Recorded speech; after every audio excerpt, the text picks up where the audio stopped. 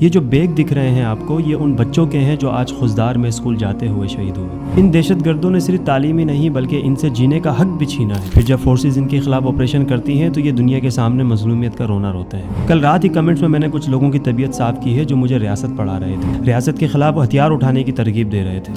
یہ لوگ دراصل پاکستانی نہیں بلکہ دشمن ملک ہندوستان کے وہ پالتو کتے ہیں جو ہڈی پھینکنے پر فوری طور پر اپنی وفاداریاں نبھاتے ہیں۔ پھر جب آپریشن شروع ہوتا ہے تو یہ اپنی عورتوں اور بچوں کے پیچھے چھپ جاتے ہیں۔ جب ان کو مار پڑتی ہے تو پھر ان کے ساتھ ساتھ نہتے لوگ بھی مارے جاتے ہیں، اور یہ لوگ انہی چیزوں کو سامنے رکھ کر دنیا کے سامنے اپنی فورسز کو بدنام کرتے ہیں۔ یہ جو دہشت گردی ہے اس کے پیچھے وردی ہے۔ اپنی جان میں تم مرد بنتے ہو، شریعت کاٹ کھیلتے ہو، ہر وقت مسلح رہتے ہو، تو جاؤ نہ جا کر پہاڑوں میں، جنگلات میں، کھنڈرات میں، جہاں دشمن تمہیں ہڈی ڈالتا ہے وہاں چھپو۔ کیوں اپنی عورتوں اور بچوں کے پیچھے سیویلنس آبادی کے اندر چھپتے ہو؟ پھر اسی زبان سے اپنے آپ کو مجاہد بھی کہتے ہو۔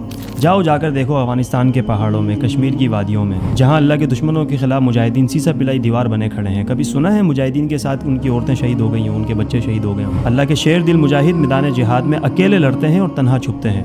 جب دشمن ان پر غالب آتا ہے تو وہ اپنی عورتوں اور بچوں کا سہارا نہیں لیتے۔ یہ لوگ اپنے ناپاک عزائم کو جہاد کا نام دیتے ہیں، بالکل اسی طرح جس طرح حضرت علی رضی اللہ تعالیٰ عنہ کے خلاف خوارجین نے اپنے آپ کو صحیح مسلمان ہونے کا فتویٰ دیا تھا اور حضرت علی کو گمراہ قرار دیا تھا، نعوذ باللہ۔ چلو مان لیتے ہیں ان لوگوں پر ظلم ہوا، یہ تو اپنے آپ کو سچا مسلمان کہتے ہیں نا۔ انہوں نے بدلہ کس سے لیا؟ کیا انہوں نے آرمی کے ہیڈ کوارٹرز اڑائے ہیں؟ کیا انہوں نے ایئر بیس اڑائے ہیں؟ ان لوگوں نے بزدلانہ طور پر چھوٹے چھوٹے بچوں کو نشانہ بنایا ہے جو اسکول کی وین میں بیٹھے ہوئے تھے۔ اب کہاں گئی ان لوگوں کی شریعت؟ نبی علیہ الصلوۃ والسلام کی احادیث میں ہمیں ملتا ہے کہ ان لوگوں کا تعلق خوارجین سے ہے کہ یہ مردوں کو چھوڑ کر عورتوں اور بچوں پر حملہ کرتے ہیں، اور یہ حملے آج تک جاری ہیں۔ تو اب لوگوں کی آنکھیں کھل جانی چاہیے کہ یہ لوگ مظلومیت کا رونا روتے ہیں اور پھر حملہ آور بچوں پر ہوتے ہیں۔